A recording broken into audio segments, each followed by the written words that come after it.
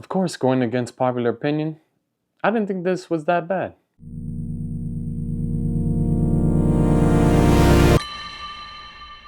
Good guys, here again with another book review, continuing the Hunger Games series, world, whatever you want to call it, with the Ballad of Songbirds and Snakes. Now, this is the 4th entry in the Hunger Games series. This is a very interesting book because it is a prequel and it follows President Snow, which we find out is named Coriolanus Snow. At the beginning of the book, we learn that Coriolanus Snow has fallen on hard times, him and his family. It is after a time, the rebellion war, and Coriolanus is a senior in academy or high school. Basically, this is going to be the 10th annual Hunger Games. And you all here for the 10th annual reaping ceremony, in which we choose 2 children from each district to fight to the death in the Hunger Games. And what they're doing this year is they're having the students of the academy be the mentors. There is a grand prize for the best student of the class, and they win this grand prize, which, you know, we are presumed to assume is money. His whole objective is to be the best student so that he could win this prize to afford to go to university and, you know, become a success. He just wants to win that prize so that he can pay for university. Once he hears that they are being able to become mentors of the Hunger Games, his idea is, well, if I win, that will make me a for sure shot in becoming the best student and winning the prize.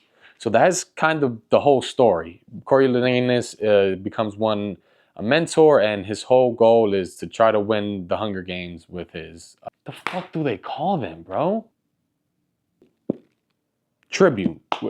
He's trying to win the Hunger Games with his tribute. That's all I'll say. That sets up the story. Heard other podcasts, I've seen book reviews, and I would say the general consensus is they don't really like this book. And of course, my opinion goes against the popular opinion, and I enjoyed this book. I thought it wasn't, people say it's too long, it's boring in some parts. I didn't think it was boring.